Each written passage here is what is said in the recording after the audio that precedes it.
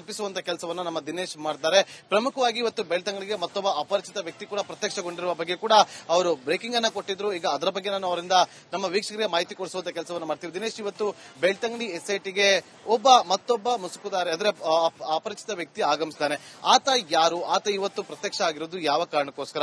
ಮೊನ್ನೆ ಒಬ್ರು ಬಂದಿದ್ರು, ಅವರೇನಾ ಇವರು ಅಥವಾ ಈತನೇ ಬೇರೆಯವನ ಅನ್ನೋದ್ರ ಬಗ್ಗೆ ಮಾಹಿತಿ. ಇದು ಮತ್ತೊಬ್ಬ ವ್ಯಕ್ತಿ ಅಂತ ಹೇಳಲಾಗ್ತಿದೆ. ಅಂದ್ರೆ ಈತ ಕೂಡ ಒಬ್ಬ ದೂರುದಾರ. ಅಂದ್ರೆ ಆತ ಏನಿದ್ದಾನೆ, ಈತ ಹೂತಾಕುವಂತ ವ್ಯಕ್ತಿ ಏನಿದ್ದಾನೆ, ಆತನ ಜೊತೆ ಸಹಾಯಕ್ಕೆ ಕೆಲಸ ಮಾಡ್ತಾ ಇದ್ದಂತ ವ್ಯಕ್ತಿ ಅಂತ ಹೇಳಲಾಗ್ತಿದೆ. ಸದ್ಯ ಆತ ಎಸ್ಐಟಿ ಕಚೇರಿ ಬೆಳ್ತಂಗಡಿಗೆ ಬಂದಿದ್ದಾನೆ. ಅಲ್ಲಿ ಒಂದಷ್ಟು ತನ್ನಲ್ಲಿರುವಂತಹ ಮಾಹಿತಿಗಳನ್ನ ಎಸ್ಐಟಿ ಅಧಿಕಾರಿಗಳ ಮುಂದೆ ಹಂಚಿಕೊಳ್ತಾ ಇದ್ದಾನೆ. ಜೊತೆಗೆ ಎಸ್ಐಟಿ ಅಧಿಕಾರಿಗಳು ಕೂಡ ಆತನನ್ನು ವಿಚಾರಣೆ ಮಾಡ್ತಾ ಇರುವಂತದ್ದು. ಇವತ್ತು ಬೆಳಗಿನಿಂದಲೇ ಕೂಡ ಬಹಳಷ್ಟು ಬೆಳವಣಿಗೆ ಕೂಡ ಎಸ್ಐಟಿ ಕಚೇರಿಯಲ್ಲಿ ಪ್ರಮುಖವಾಗಿ ದಿನೇಶ್, ಒಂದು ಪ್ರಶ್ನೆ ಸಾಮಾನ್ಯವಾಗಿ ಕಾಡೋದೇನಂತಂದ್ರೆ, ಈಗ ಈತ ಕೊಟ್ಟಿರುವಂತಹ ದೂರಿನ ಹಿನ್ನೆಲೆಯಲ್ಲಿ ಉತ್ಖನನ ಕಾರ್ಯಗಳು ನಡೀತಾ ಇದೆ. ಈಗ ಮತ್ತೊಬ್ಬ ವ್ಯಕ್ತಿ ಮೊನ್ನೆ ಬಂದಿದ್ರು, ಆತನು ಕೂಡ ನಾನು 15 ವರ್ಷದ ಹಿಂದೆ ನಾನು ಕೂಡ ಕಣ್ಣಾರ ನೋಡಿದ್ದೆ, ನಾನು ಜೀವಂತ ಸಾಕ್ಷಿ, ನಾನು ಕೂಡ ತೋರಿಸ್ತೀನಿ ಅಂತೇಳಿ ಆತ ಕೂಡ ದೂರನ್ನ ಕೊಡುವಂತ ಕೆಲಸವನ್ನ ಮಾಡಿದ್ರು. ಇವತ್ತು ಮತ್ತೊಬ್ಬ ನಾನು ಕೂಡ ಆತನ ಜೊತೆಯಲ್ಲಿ ಇದ್ದೆ ಅಂತ ಹೇಳಿ ಆತ ಬಂದಿರೋದು ಎಲ್ಲೋ ಒಂದ್ ಕಡೆ ಈ ದೂರುದಾರರಿಗೆ ಒಂದು ರೀತಿಯಲ್ಲಿ ಬಾಹ್ಯ ಬೆಂಬಲ ಸಿಕ್ಕಂತಾಗತ್ತಾ? ಹೌದು. ಅಂದ್ರೆ ಮೊನ್ನೆಯಿಂದಲೂ ಕೂಡ ಸಾಕಷ್ಟು ಜನ ಬರ್ತಾ ಇದ್ದಂಥದ್ದು. ಅಂದ್ರೆ ಸಹಾಯವಾಣಿ ಆರಂಭಿಸಿದಂತಂದ್ರೂ ಕೂಡ ಸಾಕಷ್ಟು ದೂರುಗಳು ಕೇಳಿ ಬಂದಿತ್ತು. ಆ ಬಳಿಕ ಜಯಂತ್ ಅನ್ನುವರು ಬಂದು ಒಂದು ಪ್ರಕರಣದ ಬಗ್ಗೆ ದೂರು ನೀಡಿದ್ರು. ಅವರನ್ನು ದೂರು ಕೂಡ ಈಗಾಗಲೇ ಆರಂಭದಲ್ಲಿ ಧರ್ಮಸ್ಥಳ ಪೊಲೀಸ್ ಸ್ಟೇಷನ್ ಅಲ್ಲಿ ತೆಗೆದುಕೊಂಡು ಆ ಬಳಿಕ ಅವರಿಗೆ ತಲುಪಿಸುವಂತ ಕೆಲಸವನ್ನ ನಮ್ಮ ದಿನೇಶ್ ಮಾಡ್ತಾರೆ. ಪ್ರಮುಖವಾಗಿ ಇವತ್ತು ಬೆಳ್ತಂಗಡಿಗೆ ಮತ್ತೊಬ್ಬ ಅಪರಿಚಿತ ವ್ಯಕ್ತಿ ಕೂಡ ಪ್ರತ್ಯಕ್ಷಗೊಂಡಿರುವ ಬಗ್ಗೆ ಕೂಡ ಅವರು ಬ್ರೇಕಿಂಗ್ ಅನ್ನ ಕೊಟ್ಟಿದ್ರು. ಈಗ ಅದರ ಬಗ್ಗೆ ನಾನು ಅವರಿಂದ ನಮ್ಮ ವೀಕ್ಷಕರಿಗೆ ಮಾಹಿತಿ ಕೊಡಿಸುವಂತ ಕೆಲಸವನ್ನು ಮಾಡ್ತೀವಿ. ದಿನೇಶ್, ಇವತ್ತು ಬೆಳ್ತಂಗಡಿ ಎಸ್ಐಟಿಗೆ ಮತ್ತೊಬ್ಬ ಮುಸುಕುದಾರೆ ಅಂದ್ರೆ ಅಪರಿಚಿತ ವ್ಯಕ್ತಿ ಆಗಮಿಸ್ತಾನೆ. ಆತ ಯಾರು? ಆತ ಇವತ್ತು ಪ್ರತ್ಯಕ್ಷ ಆಗಿರೋದು ಯಾವ ಕಾರಣಕ್ಕೋಸ್ಕರ? ಮೊನ್ನೆ ಒಬ್ರು ಬಂದಿದ್ರು, ಅವರೇನಾ ಇವರು ಅಥವಾ ಈತನೇ ಬೇರೆಯವನ ಅನ್ನೋದ್ರ ಬಗ್ಗೆ ಮಾಹಿತಿ. ಇದು ಮತ್ತೊಬ್ಬ ವ್ಯಕ್ತಿ ಅಂತ ಹೇಳಲಾಗ್ತಿದೆ. ಅಂದ್ರೆ ಈತ ಕೂಡ ಒಬ್ಬ ದೂರುದಾರ. ಅಂದ್ರೆ ಆತ ಏನಿದ್ದಾನೆ, ಈತ ಹೂತಾಕುವಂತ ವ್ಯಕ್ತಿ ಏನಿದ್ದಾನೆ, ಆತನ ಜೊತೆ ಸಹಾಯಕ್ಕೆ ಕೆಲಸ ಮಾಡ್ತಾ ಇದ್ದಂತ ವ್ಯಕ್ತಿ ಅಂತ ಹೇಳಲಾಗ್ತಿದೆ. ಸದ್ಯ ಆತ ಎಸ್ಐಟಿ ಕಚೇರಿ ಬೆಳ್ತಂಗಡಿಗೆ ಬಂದಿದ್ದಾನೆ. ಅಲ್ಲಿ ಒಂದಷ್ಟು ತನ್ನಲ್ಲಿರುವಂತಹ ಮಾಹಿತಿಗಳನ್ನ ಎಸ್ಐಟಿ ಅಧಿಕಾರಿಗಳ ಮುಂದೆ ಹಂಚಿಕೊಳ್ತಾ ಇದ್ದಾನೆ. ಜೊತೆಗೆ ಎಸ್ಐಟಿ ಅಧಿಕಾರಿಗಳು ಕೂಡ ಆತನನ್ನು ವಿಚಾರಣೆ ಮಾಡ್ತಾ ಇರುವಂತದ್ದು. ಇವತ್ತು ಬೆಳಗಿನಿಂದಲೇ ಕೂಡ ಬಹಳಷ್ಟು ಬೆಳವಣಿಗೆ ಕೂಡ ಎಸ್ಐಟಿ ಕಚೇರಿಯಲ್ಲಿ ಪ್ರಮುಖವಾಗಿ ದಿನೇಶ್, ಒಂದು ಪ್ರಶ್ನೆ ಸಾಮಾನ್ಯವಾಗಿ ಕಾಡೋದೇನಂತಂದ್ರೆ, ಈಗ ಈತ ಕೊಟ್ಟಿರುವಂತಹ ದೂರಿನ ಹಿನ್ನೆಲೆಯಲ್ಲಿ ಉತ್ಖನನ ಕಾರ್ಯಗಳು ನಡೀತಾ ಇದೆ. ಈಗ ಮತ್ತೊಬ್ಬ ವ್ಯಕ್ತಿ ಮೊನ್ನೆ ಬಂದಿದ್ರು, ಆತನು ಕೂಡ ನಾನು 15 ವರ್ಷದ ಹಿಂದೆ ನಾನು ಕೂಡ ಕಣ್ಣಾರ ನೋಡಿದ್ದೆ, ನಾನು ಜೀವಂತ ಸಾಕ್ಷಿ, ನಾನು ಕೂಡ ತೋರಿಸ್ತೀನಿ ಅಂತೇಳಿ ಆತ ಕೂಡ ದೂರನ್ನ ಕೊಡುವಂತ ಕೆಲಸವನ್ನ ಮಾಡಿದ್ರು. ಇವತ್ತು ಮತ್ತೊಬ್ಬ ನಾನು ಕೂಡ ಆತನ ಜೊತೆಯಲ್ಲಿ ಇದ್ದೆ ಅಂತ ಹೇಳಿ ಆತ ಬಂದಿರೋದು ಎಲ್ಲೋ ಒಂದ್ ಕಡೆ ಈ ದೂರುದಾರರಿಗೆ ಒಂದು ರೀತಿಯಲ್ಲಿ ಬಾಹ್ಯ ಬೆಂಬಲ ಸಿಕ್ಕಂತಾಗತ್ತಾ? ಹೌದು. ಅಂದ್ರೆ ಮೊನ್ನೆಯಿಂದಲೂ ಕೂಡ ಸಾಕಷ್ಟು ಜನ ಬರ್ತಾ ಇದ್ದಂಥದ್ದು. ಅಂದ್ರೆ ಸಹಾಯವಾಣಿ ಆರಂಭಿಸಿದಂತಂದ್ರೂ ಕೂಡ ಸಾಕಷ್ಟು ದೂರುಗಳು ಕೇಳಿ ಬಂದಿತ್ತು. ಆ ಬಳಿಕ ಜಯಂತ್ ಅನ್ನುವರು ಬಂದು ಒಂದು ಪ್ರಕರಣದ ಬಗ್ಗೆ ದೂರು ನೀಡಿದ್ರು. ಅವರನ್ನು ದೂರು ಕೂಡ ಈಗಾಗಲೇ ಆರಂಭದಲ್ಲಿ ಧರ್ಮಸ್ಥಳ ಪೊಲೀಸ್ ಸ್ಟೇಷನ್ ಅಲ್ಲಿ ತೆಗೆದುಕೊಂಡು ಆ ಬಳಿಕ ಅವರಿಗೆ ತಲುಪಿಸುವಂತ ಕೆಲಸವನ್ನ ನಮ್ಮ ದಿನೇಶ್ ಮಾಡ್ತಾರೆ. ಪ್ರಮುಖವಾಗಿ ಇವತ್ತು ಬೆಳ್ತಂಗಡಿಗೆ ಮತ್ತೊಬ್ಬ ಅಪರಿಚಿತ ವ್ಯಕ್ತಿ ಕೂಡ ಪ್ರತ್ಯಕ್ಷಗೊಂಡಿರುವ ಬಗ್ಗೆ ಕೂಡ ಅವರು ಬ್ರೇಕಿಂಗ್ ಅನ್ನ ಕೊಟ್ಟಿದ್ರು. ಈಗ ಅದರ ಬಗ್ಗೆ ನಾನು ಅವರಿಂದ ನಮ್ಮ ವೀಕ್ಷಕರಿಗೆ ಮಾಹಿತಿ ಕೊಡಿಸುವಂತ ಕೆಲಸವನ್ನು ಮಾಡ್ತೀವಿ. ದಿನೇಶ್, ಇವತ್ತು ಬೆಳ್ತಂಗಡಿ ಎಸ್ಐಟಿಗೆ ಮತ್ತೊಬ್ಬ ಮುಸುಕುದಾರೆ ಅಂದ್ರೆ ಅಪರಿಚಿತ ವ್ಯಕ್ತಿ ಆಗಮಿಸ್ತಾನೆ.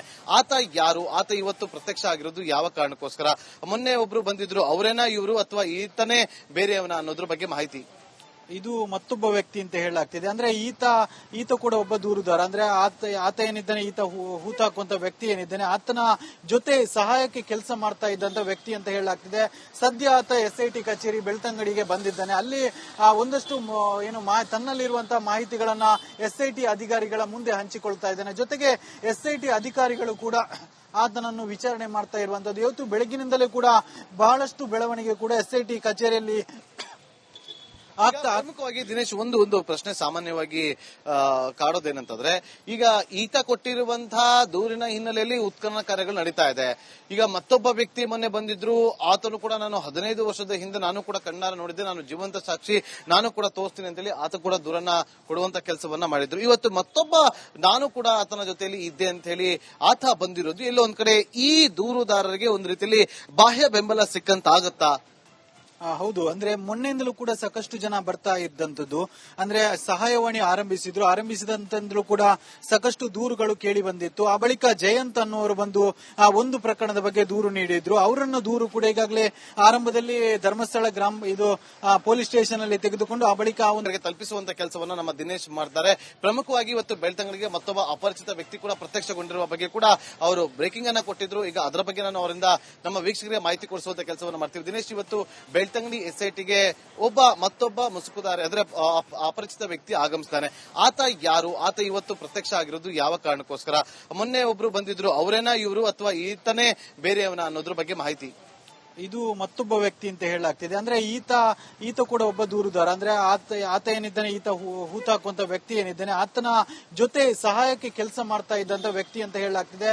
ಸದ್ಯ ಆತ ಎಸ್ಐಟಿ ಕಚೇರಿ ಬೆಳ್ತಂಗಡಿಗೆ ಬಂದಿದ್ದಾನೆ. ಅಲ್ಲಿ ಒಂದಷ್ಟು ತನ್ನಲ್ಲಿರುವಂತಹ ಮಾಹಿತಿಗಳನ್ನ ಎಸ್ಐಟಿ ಅಧಿಕಾರಿಗಳ ಮುಂದೆ ಹಂಚಿಕೊಳ್ತಾ ಇದ್ದಾನೆ. ಜೊತೆಗೆ ಎಸ್ಐಟಿ ಅಧಿಕಾರಿಗಳು ಕೂಡ ಆತನನ್ನು ವಿಚಾರಣೆ ಮಾಡ್ತಾ ಇರುವಂತದ್ದು. ಇವತ್ತು ಬೆಳಗಿನಿಂದಲೇ ಕೂಡ ಬಹಳಷ್ಟು ಬೆಳವಣಿಗೆ ಕೂಡ ಎಸ್ಐಟಿ ಕಚೇರಿಯಲ್ಲಿ ಪ್ರಮುಖವಾಗಿ ದಿನೇಶ್, ಒಂದು ಪ್ರಶ್ನೆ ಸಾಮಾನ್ಯವಾಗಿ ಕಾಡೋದೇನಂತಂದ್ರೆ, ಈಗ ಈತ ಕೊಟ್ಟಿರುವಂತಹ ದೂರಿನ ಹಿನ್ನೆಲೆಯಲ್ಲಿ ಉತ್ಖನನ ಕಾರ್ಯಗಳು ನಡೀತಾ ಇದೆ.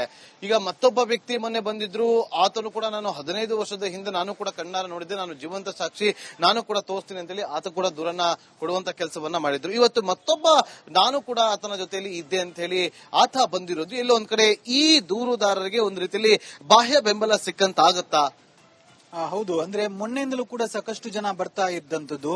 ಅಂದ್ರೆ ಸಹಾಯವಾಣಿ ಆರಂಭಿಸಿದಂತಂದ್ರೂ ಕೂಡ ಸಾಕಷ್ಟು ದೂರುಗಳು ಕೇಳಿ ಬಂದಿತ್ತು. ಆ ಬಳಿಕ ಜಯಂತ್ ಅನ್ನುವರು ಬಂದು ಆ ಒಂದು ಪ್ರಕರಣದ ಬಗ್ಗೆ ದೂರು ನೀಡಿದ್ರು. ಅವರನ್ನ ದೂರು ಕೂಡ ಈಗಾಗಲೇ ಆರಂಭದಲ್ಲಿ ಧರ್ಮಸ್ಥಳ ಪೊಲೀಸ್ ಸ್ಟೇಷನ್ ಅಲ್ಲಿ ತೆಗೆದುಕೊಂಡು ಆ ಬಳಿಕ ಅವರಿಗೆ ತಲುಪಿಸುವಂತ ಕೆಲಸವನ್ನ ನಮ್ಮ ದಿನೇಶ್ ಮಾಡ್ತಾರೆ.